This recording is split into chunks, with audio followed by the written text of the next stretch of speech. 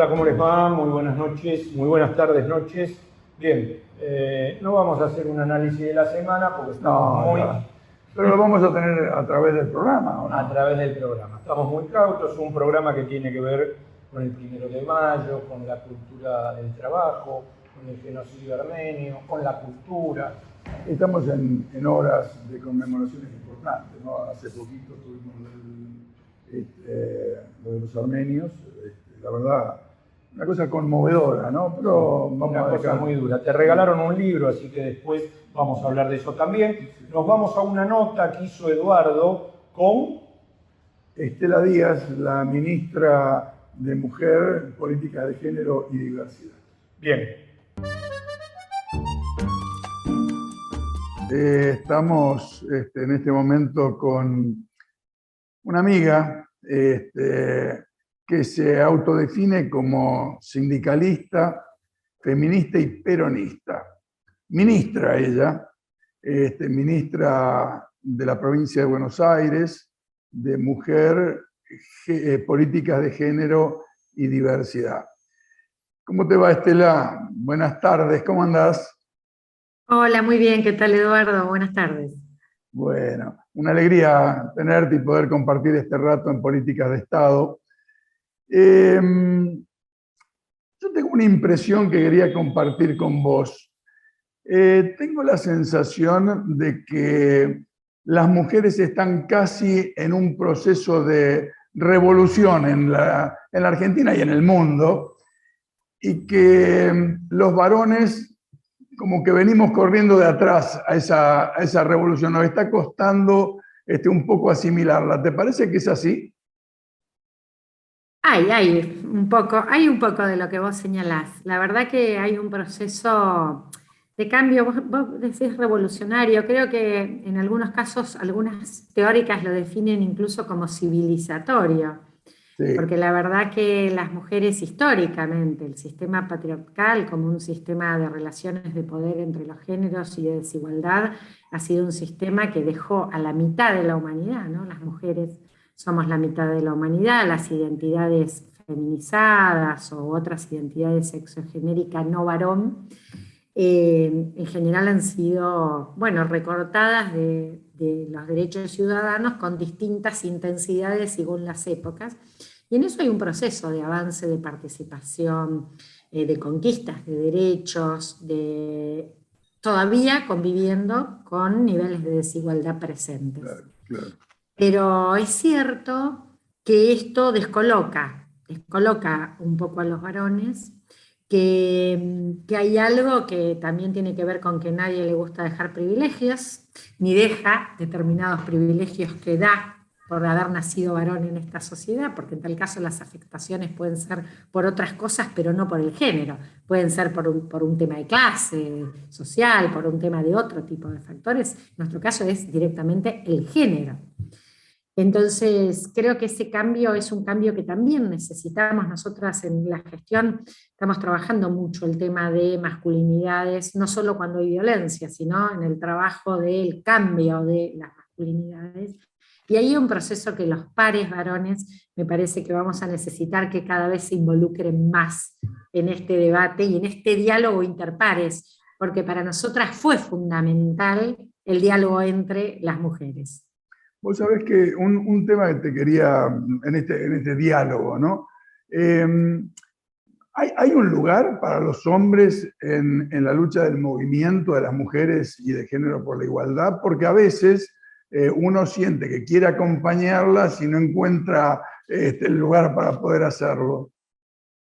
Y a mí me parece que es en tal caso acompañar ese, ¿no? El de atrás, porque las que somos sujetas del proceso de transformación somos quienes hemos sido el sujeto oprimido, ¿no? Ese proceso, hay una frase histórica muy repetida de Evita, cuando ella funda el partido, después de que sale la ley del voto femenino, impulsado también por ella, y crea el Partido Peronista Femenino.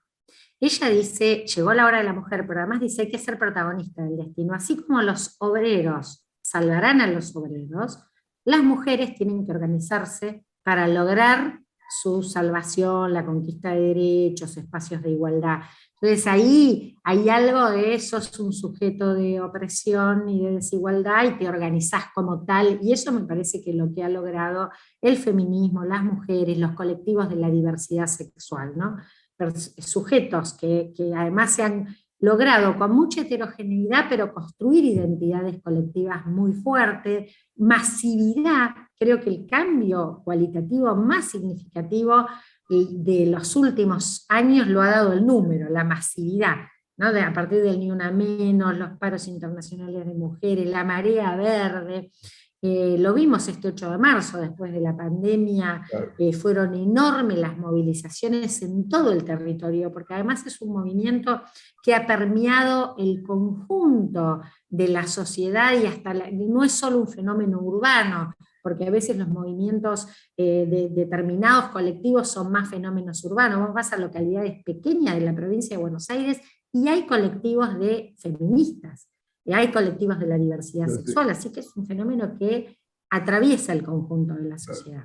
Entonces me parece que pasa otra cosa con los varones, que tienen que redefinir, porque hay un mandato, digamos, el ser varón en la sociedad ha ido cambiando en el tiempo, y ahí hay una serie de mandatos de la masculinidad, patriarcales, machistas, que se tienen que ir en un proceso de revisión, de reforma. Mira, hay algo que las mujeres hemos tenido históricamente por mandato de esta sociedad que nos replegó al ámbito doméstico y del cuidado.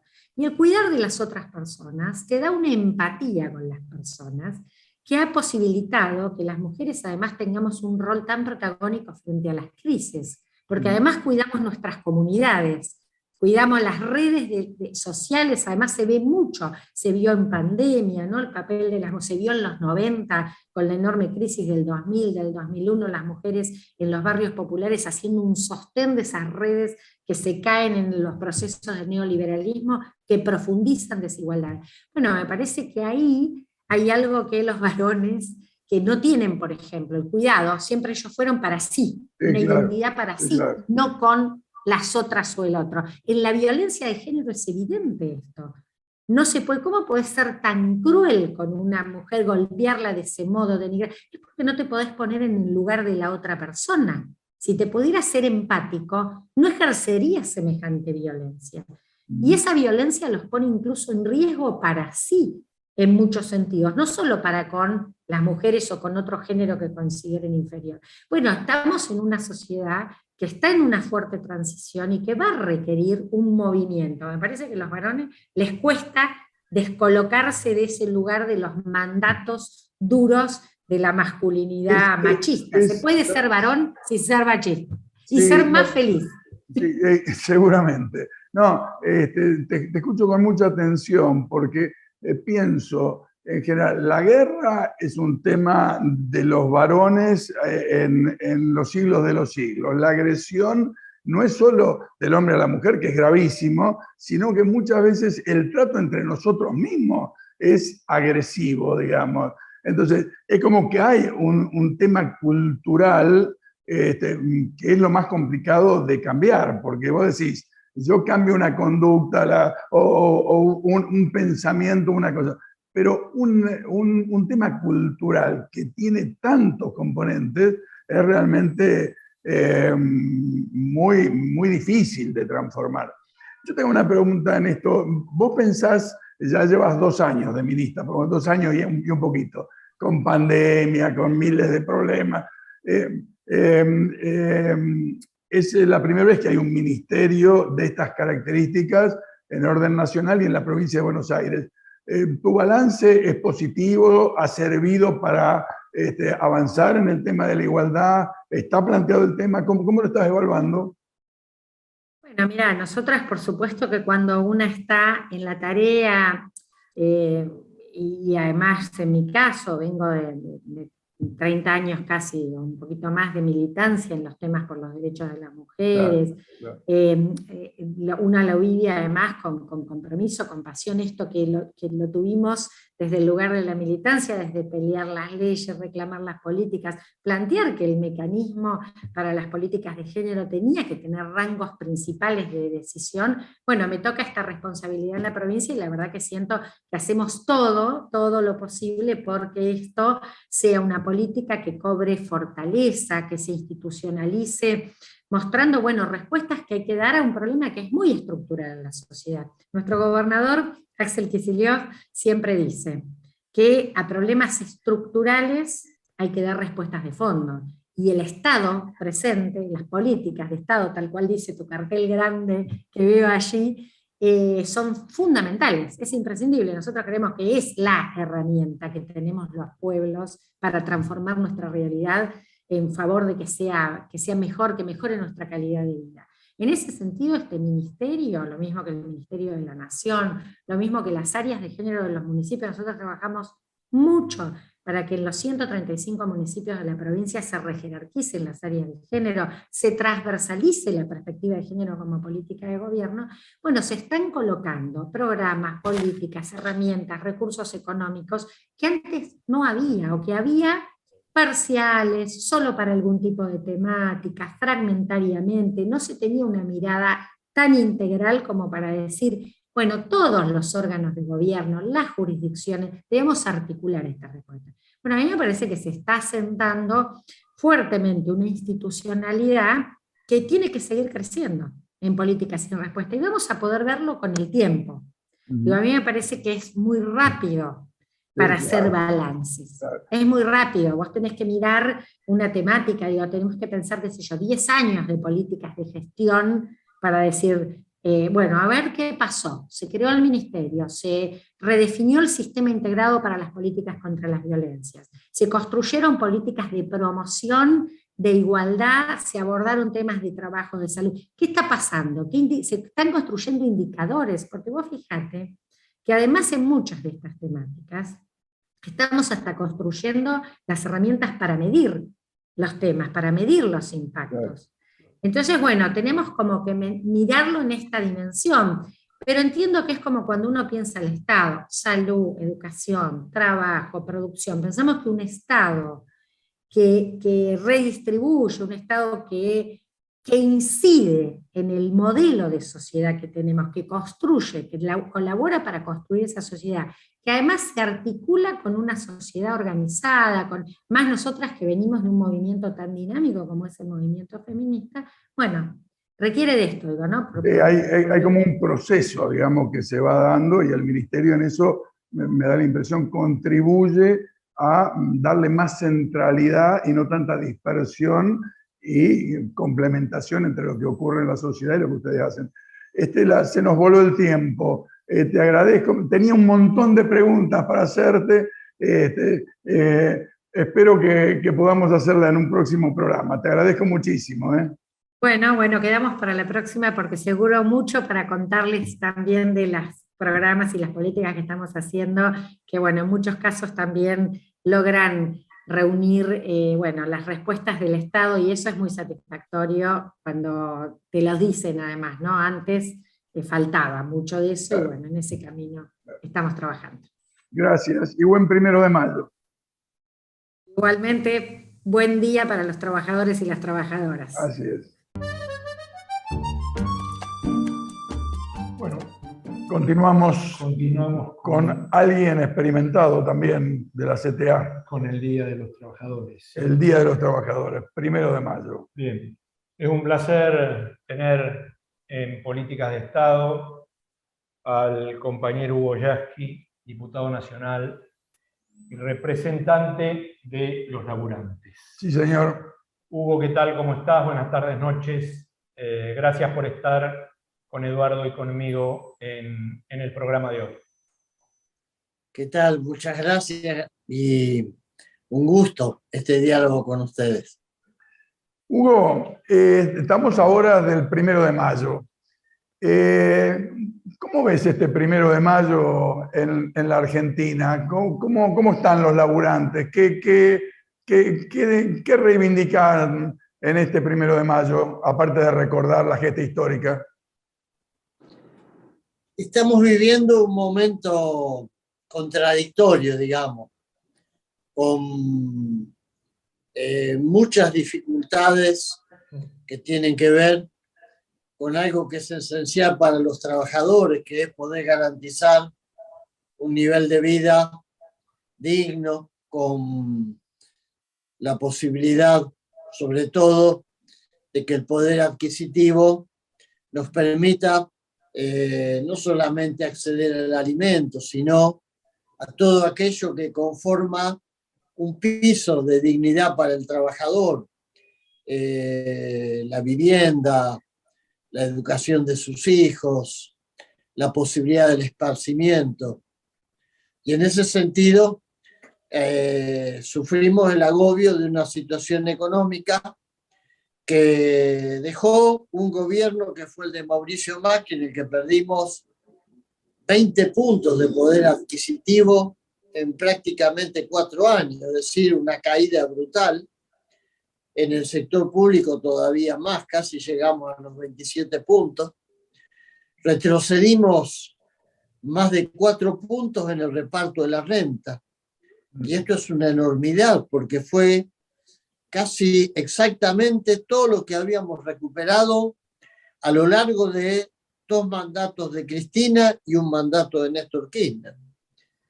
De manera tal que es una situación contradictoria, porque tenemos un gobierno que surgió del voto mayoritario de los trabajadores, un gobierno que respeta el ejercicio de las paritarias libres, que respeta los derechos sindicales, que no pretende avanzar y no nos pone a la defensiva con amenazas de reformas laborales, con intentos de hacer todavía más intensos los procesos de explotación a través de la flexibilización laboral, pero a la vez un gobierno con el que no hemos podido recuperar el salario. Es cierto que vivimos la pandemia, también es cierto que la onda expansiva de la crisis económica que generó la guerra en Ucrania recorre todo el mundo y no vamos a hacer la excepción, pero entiendo que el gobierno y este 1 de mayo nos tiene reclamando por una mejor y mayor distribución de la riqueza, que es todavía la gran asignatura pendiente. Hugo, me parece que ahí, por lo menos de lo que yo interpreto, pues, he estado leyendo un poquito de estadísticas últimamente, que no siempre se viven en el bolsillo y en el corazón de la gente, porque bajó mucho la desocupación, por ejemplo. Sin embargo, también bajó muy poco la pobreza y la indigencia. Quiere decir que hay un problema, esto que decías vos, cómo se está repartiendo la torta en la Argentina, ¿no? Sí, yo creo que es la gran disputa. Creo que hay un modelo que a nivel mundial no ayuda, porque si en Argentina tuviésemos el problema de que la distribución de la riqueza está, digamos, en un punto muerto, no movemos la aguja, y en el resto del mundo esto fuese un problema resuelto, pero la verdad que estamos en un mundo donde después de la pandemia, cuando muchos pensaban que la nueva normalidad iba a ser mejor que la que conocíamos anteriormente de la pandemia, bueno, nos despertamos con la mala noticia de que hay más riqueza concentrada, más pobreza, menos empleo, más trabajo precarizado. Y nosotros no somos la excepción. El problema es que la expectativa que genera elegir con el voto popular un gobierno que viene con la promesa de resolver el tema de la distribución, de resolver el tema de la desigualdad y seguir viendo que todavía el horizonte está lejano, evidentemente genera una sensación de descontento, de frustración, que yo creo que es la que viven muchos hogares de la Argentina, porque lo que vos decías es cierto. La economía crece, pero los resultados del crecimiento económico no siempre significan mejorar la ecuación social. Ya lo habíamos vivido con el menemismo, Claro. que la economía tuvo años de crecimiento, pero la pobreza también crecía. Claro. Creo que está pasando lo mismo en esta etapa. Hay una economía que crece y un esquema social que mantiene desigualdades, incluso desigualdades hasta dentro de del propio universo de los asalariados. Hoy vos tenés una tercera parte de los asalariados con paritarias que de pronto acceden a niveles de ingreso que les permite levantar un poco la cabeza, pero tenés las 2/3 partes en situaciones, yo diría, que ni siquiera se las puede calificar de malas, que son pésimas. Hay hogares donde trabaja el hombre y la mujer y sin embargo con 2 sueldos cuesta llegar a fin de mes. Y creo que este es uno de los grandes temas a resolver, y este 1 de mayo nos tiene que encontrar con la voluntad de plantear desde el movimiento obrero la disputa en un país donde la puja distributiva básicamente hoy tiene como ganadores a los grandes grupos económicos, a los grupos concentrados, donde los formadores de precios van aniquilando de manera sistemática los pequeños avances que logramos en paritaria, y donde además hay una derecha que paradójicamente aprovecha este descontento para, de alguna manera, intentar regresar al gobierno, cuando todos sabemos que esta paradoja va a terminar, si realmente se concretase el regreso de la derecha al gobierno de la Argentina, en un empeoramiento de la situación. Así que bueno, esta es un poco la realidad de claros oscuros que vivimos los trabajadores el 1 de mayo del 2022. Okay. Hugo, hablando de claros oscuros y esto que introdujiste, yo venía acá para grabar con Eduardo y vi media Capital Federal llena de carteles de la bancaria, llamando a un paro general precisamente por el tema de los salarios, de las paritarias, el ajuste de los salarios. Esto que introdujiste del tema de las desigualdades. ¿Hay cohesión entre los distintos gremios o cada uno va a jugar por la suya en este momento histórico? Y yo creo que no hay toda la cohesión que necesitaríamos en un momento como este, ¿no? No hay toda esa especie de coherencia en el planteamiento político de las centrales, y eso se descompensa, digamos. Tenemos gremios como la bancaria con un enorme poder de fuego. Es cierto que ellos disputan con un sector poderoso, pero que también tiene grandes ganancias. Creo que hay pocos sectores que tengan tantas ganancias como el sector bancario. Así es. El sector financiero son los grandes ganadores desde hace muchos años.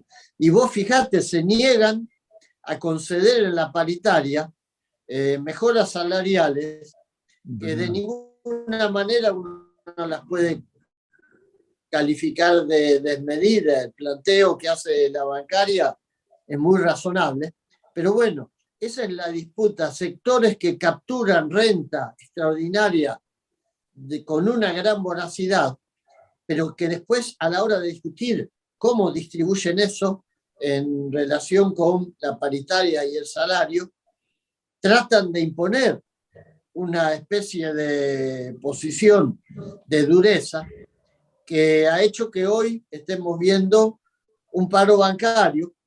Porque vos me decís, bueno, la paritaria de un gremio como, no sé, el metalúrgico, que de pronto tiene grandes fábricas y después muchas pymes, es difícil pedirle a una pyme en este momento una recomposición salarial importante. Pero si hay algo que no hay entre el sector bancario son las pymes. Claro, claro. Hugo, vi que la CTA con los organismos de derechos humanos, partidos políticos, organizaciones sociales, están convocando a una movilización la semana próxima. ¿Nos podés adelantar algunas cosas de esta movilización? Sí, surgió, como vos decías, de una gran multisectorial que se constituyó a instancia de la iniciativa de los organismos de derechos humanos, a la que nos hemos sumado ese arco tan amplio que vos describías, desde el sindicalismo, va desde el sector que representa a Pablo Moyano hasta la corriente sindical federal, pasando por las 2 CTA y por un espectro muy diverso de movimientos sociales. Va a ser una convocatoria que va a tener, yo creo, una respuesta multitudinaria de la población, y el objetivo es cuestionar los movimientos, yo diría, golpistas de los 4 componentes de la Corte y sobre todo de este personaje Rosati, que llegó a ser el presidente de la Corte Suprema votándose él a sí mismo, que urdió una maniobra que vulnera la independencia del Poder Legislativo, porque no es que declaró inconstitucional una ley que se aprobó en el Parlamento, sino que declaró nula una ley que estuvo en vigencia por más de 1500 días. Algo absolutamente desmesurado, inusitado, violatorio del Estado de Derecho. Una justicia que, como lo hemos visto no solamente en la Argentina, en América Latina, por lo menos en los estamentos esos de casta que tiene, estuvo al servicio de la desestabilización de gobiernos populares, de la persecución de opositores, una justicia que garantiza que en la Argentina no se haya podido avanzar con la aplicación de la ley de medios, que después no se haya podido avanzar en plena pandemia con la necesidad de consagrar el derecho a la conectividad como parte de un derecho ciudadano en plena pandemia. Es decir, esa justicia que responde a la defensa de los intereses de la casta privilegiada del poder económico y financiero es lo que el día 5 vamos a ir a cuestionar, pidiendo la remoción de la Corte, pidiendo la ampliación, pidiendo que haya cambios para una justicia transparente y democrática. El 5, ¿en dónde van? ¿A la Plaza Lavalle, Corte Suprema de Justicia? El 5 de mayo a las 17 horas, frente a la Corte Suprema de Justicia en Plaza Lavalle. Ahí nos vamos a concentrar y a realizar un acto donde se va a leer una proclama, una declaración, donde vamos a dar cuenta de todas estas demandas. Gracias, Hugo. Bueno. Esperamos que vuelvas pronto, que no nos tengas tan abandonados. Y gracias por la nota. Bueno, gracias y un abrazo y un buen 1 de mayo. Gracias igualmente. Vamos a la pausa. Vamos a la pausa. Bien.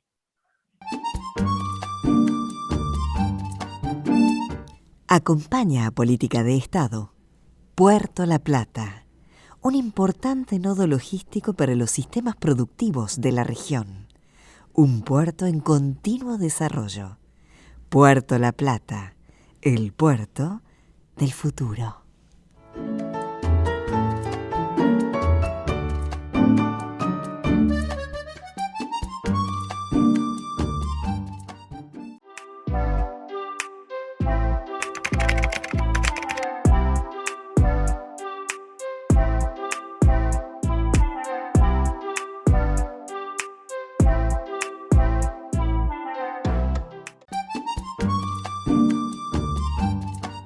Bueno, retomamos. Sí, señor, seguimos. Y en el Día del Trabajador... Un trabajador. Un trabajador. En el Día del Trabajador, qué mejor que esto que nos manda nuestro amigo Pepe Lojo, con un laburante, un trabajador del puerto. Soy Marcelo Sonsini, coordinador de infraestructura terrestre del Puerto de La Plata, en la gerencia de obras y mantenimiento del puerto. Trabajo en el Puerto de La Plata hace ya 27 años. Próximamente, en el mes de julio, cumplo 27 años acá en el puerto. En este momento estamos realizando una importante inversión en la parte de infraestructura ferroviaria. Hoy estaba pensando, es la mayor inversión en estos 22 años de consorcio. Se han renovado vías como la vía segunda de la parrilla ferroviaria oeste. Se ha realizado el enlace de las vías del puerto hasta el muelle, lo que no existía ese enlace hacía muchísimos años, y actualmente estamos realizando una renovación de vía para poder hacer próximamente un lugar de transferencias de cargas entre el ferrocarril y camiones. Y para este año tenemos proyectado realizar la renovación de algunos cambios de vía que son, algunos tienen más de 50 años y hacía 20 años que no se hacía ningún tipo de mantenimiento intensivo. Y también la renovación de la barrera automática en la calle Varadero, que también tiene una antigüedad de 25 años. Esto significa, como ya les dije anteriormente, la mayor inversión en la infraestructura ferroviaria del puerto en estos 22 años de consorcio. Y otra de las obras que llevamos adelante es la modificación y saneamiento del canal lateral oeste, lo que va a significar que se pueda realizar un sector de esparcimiento en la plaza del puerto, en proximidades del ex Club YPF en Ensenada. Aprovecho la oportunidad que me dan para saludar a todos los trabajadores en su día. Bueno, le regalaron un libro. Qué bueno. Le regalaron un libro. Subasta de almas, Armenia arrasada. Fuerte ya, el título. La historia de Aurora Mardiganian. El invitado que tenemos, doctor en historia en la Universidad de la Historia de Armenia, es un tipo de una formación espectacular, vive en New Jersey. Uruguayo, sí. Vartan Matiosian. Vartan, buenas tardes, noches. Gracias por estar con Eduardo Sigal y conmigo en Políticas de Estado. Contanos un poco qué es Subasta de Almas, donde tuviste un papel preponderante junto con mi amigo fundamentalista de la causa, Eduardo Cosanglián. ¿Qué tal, Ariel? Buenas tardes y también Eduardo. Un gusto. En este libro, mi participación, por supuesto, está supeditada a lo que Eduardo Cosanglián hizo, porque básicamente este era un proyecto suyo desde hace décadas. Vamos a explicar brevemente de qué se trata. Estas memorias de una sobreviviente del genocidio armenio, del cual se cumplió hace pocos días el 107º aniversario, fueron publicadas en 1918 en los Estados Unidos, en inglés. Aurora Mardiganian tenía por entonces 18 años, o sea, tenía 14 cuando el genocidio comenzó. Y estas memorias fueron transcriptas en inglés a partir de la traducción verbal de la narración que ella hizo a los autores, digamos, del libro, porque la narración fue tomada por un escritor americano llamado Henry Layford Gates. Y bueno, entonces no es originalmente de su puño y letra. pero obviamente que como constituye la única narración que tenemos de ella, básicamente, los episodios narrados ahí hay que tomarlos como la realidad de lo que ella sufrió y lo que ella pasó. Bartán, Bartán, Sí, la madre fue asesinada por los turcos de Aurora, ¿no? la madre, el padre, los hermanos, toda la familia pereció Eso, en eso es distintas el genocidio. circunstancias, en distintas circunstancias que ella narra en el libro. Salvándose del genocidio, finalmente llega a Estados Unidos a fin de 1917, principio del 18. Esta narración se hace, sale publicada y muy pronto se convierte en película. Y ella se convierte en la actriz de su propia película, o sea, de su propia historia, lo cual prácticamente fue la primera vez en la historia que un genocidio es protagonizado en la pantalla grande por su propio protagonista. No sé si han habido otros casos en estos últimos 100 años, pero que ella lo fue sin lugar a dudas. Las circunstancias de todo lo que pasó o lo que sobrellevó durante esa filmación y demás es tema para leerlo en el libro, porque Eduardo Kozanlian, quien fue el descubridor del único fragmento sobreviviente de esa película muda, unos 15 minutos aproximadamente, en realidad fragmentos de distintas porciones de la película en sí, tiene además de una extensa anotación a la traducción del texto, un posfacio donde explica en detalle no solamente la historia de Aurora, sino también la historia de cómo se interesó por este tema y cómo llegó a descubrir ese único fragmento sobreviviente y identificarlo como parte de la película, porque el fragmento se sabía que existía, pero lo que nadie había hecho era eh, darse cuenta de que a qué correspondía ese fragmento. Bartán, Este, ¿cómo está el tema llevándote un poquito a la conmemoración de un nuevo aniversario, como decía Eduardo recién, del genocidio? ¿Cómo está el tema del reconocimiento a nivel mundial? Porque todavía, y no incluyo a los turcos en esto, pero todavía hay países que es como si no hubiera existido el asesinato de 1,5 millones de armenios, ¿no? bueno, si vamos a contar puntualmente cuántos países han reconocido o han expresado de manera explícita su reconocimiento, la suma llega a 31, lo cual no es la mayoría de los países del mundo, obviamente.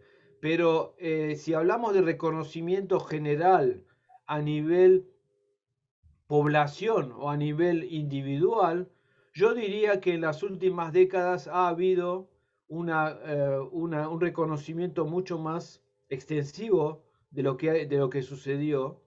El genocidio armenio ya no es algo de lo cual se habla una vez por año y todos los años hay que recordar de qué se trata. Es decir, ya aparece mencionado con mucha más frecuencia por distintos motivos o en cualquier circunstancia donde se habla de los armenios, y entonces de alguna manera forma parte llamémosle así, del discurso de los medios. Bueno, Bartán, te agradecemos muchísimo esto, porque no estamos acá a la vuelta, estás realmente a 10.000 kilómetros de distancia. Te agradecemos la presentación del libro. El lunes te espero por Instagram para hacer esa charla de 1 hora y hablar bien in extenso de esto, y espero que este no sea ni el último libro, y que esta no sea la última charla, porque Bartán es un experto en historia, ¿no? Perfecto, la verdad un gusto, la verdad muchos éxitos con este libro y con todas las reflexiones que podamos tener que mantengan viva la memoria.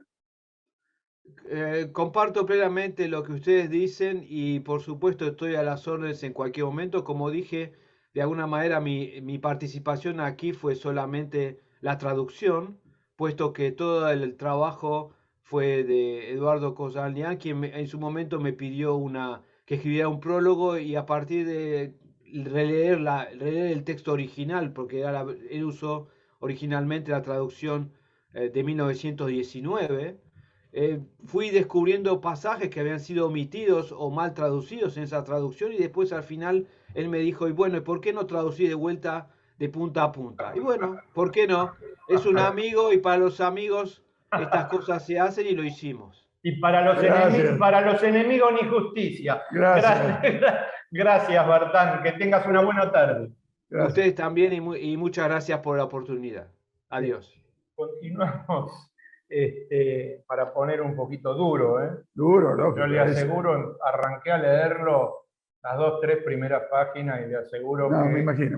Es un tema fuertísimo. Bien, continuamos con el programa. Bien, comenzaste con el 1 de mayo, la cultura, el 1 de mayo, el recordatorio de los mártires de Chicago, obreros asesinados. ¿Sabes que el 1 de mayo no se festeja en Estados Unidos? Y no, por algo será. Como dicen, En Estados Unidos se festeja el Labor Day, que nunca sé qué es. Pero bueno, ¿cómo le va, amigo, estimado Manolo Callao, Manolo? La cultura, el 1 de mayo, la Feria del Libro. Tenés para explayarte hoy a la tarde, Hola. Manolo. Sí, bueno, en principio buenas tardes, gracias por la invitación. Gracias a vos. No, aunque sea un lugar común es bueno en estas épocas que se abran los medios para la diversidad y para el respeto de opiniones que de pronto no son las que aparecen permanentemente arriba de las mesas o en los televisores de la familia, ¿no? O sea que soy un agradecido cuando se brinda este espacio y asumo la responsabilidad de lo que digo, que creo que eso también es importante, porque uno escucha muchas veces gente que está dispuesta a ocupar este pequeño escenario que brinda la televisión para decir cosas que, en fin, son de dudoso origen y que guardan intereses de sectores pequeños que solo quieren su beneficio, ¿no? 1 de mayo para mí siempre fue una fecha de recogimiento, de lucha, de instalarme y mirar dónde estoy parado, qué es esto. Mi abuelo materno, Felipe Coló, era obrero portuario, el ingeniero White. Era peronista, el viejo, yo discutía mucho con él, pero era un tipo íntegro realmente. Y de la mano de él empecé a entender de qué se trataba esto del 1 de mayo, de las luchas de los trabajadores por las 8 horas, que trabajaban 12, no había un límite de tiempo, sino los 12, intereses. 16, lo que venga, lo que el patrón quería. Así es. Y en relación a esa lucha de los trabajadores para lograr una jornada de 8 horas, ocurre este desgraciado acontecimiento en 1886, y que hoy lo recordamos como un hito de la lucha de los trabajadores por sus intereses, por lograr sus intereses. Pero permítanme una nota de color. Yo tengo unos sobrinos entrañables que viven en el campo. Mi hermano, su padre, que falleció, armó una quinta de kiwis, ¿no? Que aún hoy ellos sostienen con su trabajo, ¿sí? Son 2 varones, Santiago, Carlos, y una nena, Paulita. Santiago, que ahora tiene ya 30 y pico, que es el que está al frente de todo esto, cuando venían a visitarnos para esta época, porque allá era cuando el campo permitía, ¿no? Dejar de estar atentos a él. Cuando él venía, era para esta época, era para el 1 de mayo. Entonces, yo en aquella época también tenía un perrito, le había puesto Changa Gardel, Changa por changador y Gardel por Carlitos, claro. Lo cierto es que hacíamos algo con él y con mi perro, con el Changa, teníamos el Comando Guajiro, se llamaba.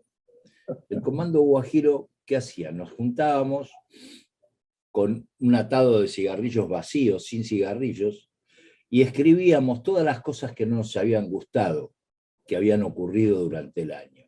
Si había pasado un problema en la escuela, todo lo que no nos gustaba, él escribía por un lado, yo escribía por el otro, el perro no escribía todavía, después más adelante escribió. Lo cierto es que llenábamos ese atadito de cigarrillos vacío y le decíamos la bomba, esa era la bomba, era lo que contenía todo lo que no nos gustaba. En esa tarea yo trataba de ir contándole lo que significaba la lucha de los trabajadores por sus derechos, que era de alguna manera esto, de lo que no me gusta, ver qué hago para poder transformarlo. No el hecho de la bomba o la violencia, no. Era el hecho de concentrar lo que no nos gustaba y tratar de modificarlo de alguna manera. Entonces hacíamos aquella bomba y nos íbamos, yo tenía un autito viejo, un Renault 4, me acuerdo, hermoso, lo amaba aquel Renault, y nos íbamos, el Comando Guajiro, nos íbamos por la ciudad de Buenos Aires, obviamente íbamos a parar a los edificios donde había o la policía o el poder económico, ¿no? Entonces él elegía, y también teníamos una consigna que era cuando el Changa quería sacar la cabeza por la ventanilla, entonces también era por ahí. Y entonces elegíamos el lugar y el Comando Guajiro tiraba esa bomba de las cosas que no nos gustaban. Pero insisto, no era el tema de la bomba, sino era aquello que no nos gustaba y que teníamos que transformar. Hoy mi sobrino Santiago tiene ya 30 y pico, y todavía hoy se acuerda de aquellos acontecimientos, de aquellas salidas a poner aquellas bombas del descontento. Creo que jugando de esta manera o de cualquier otra, sería muy lindo poder enseñarles a los niños, a los jóvenes, pensando en términos de futuro, qué significa el 1 de mayo. Saber lo que significa el 1 de mayo creo que nos va a hacer crecer, nos va a permitir saber nuestro origen, y bueno, y creo que es una tarea que los viejos deberíamos desarrollar con los más jóvenes, tratando de ser creativos y divertidos. Está bueno, che. ¿Y se puede saber qué es lo que tirabas que no te gustaba ahí en el Comando Guajiro? Bueno, él ponía cosas que le habían pasado en la escuela. Yo le preguntaba después, ¿no? ¿Qué escribiste? Y no, porque la maestra y esto, bueno, esas cosas de los chicos, ¿no? De los chicos. Sí, Manolo, No recuerdo exactamente. No importa. Sí. Manolo, ¿pensás que se ha ido perdiendo el significado en cuanto a homenajes del 1 de mayo o que sigue vigente? Yo creo que se ha perdido un poco y creo que tiene que ver con esta sociedad que apunta al liberalismo, estas cosas del liberalismo que son muy simpáticos, que perdónenme, hay mucha gente que los odia y que dicen que son el demonio, y yo pienso que son simpáticamente ignorantes en realidad, ¿no? Qué bueno que porque, no, es que tengo amigos que son liberales y donde en realidad la impresión que me causan es que cuando debaten o discuten quieren saber, quieren aprender cosas, porque se les escapa, de la guerra del Paraguay para acá se les escapan un montón de cosas a los liberales, ¿no?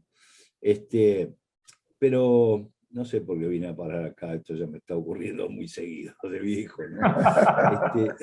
No, por el significado del 1 de mayo y la vigencia o no, sí. en función de las conmemoraciones. Sí, claro.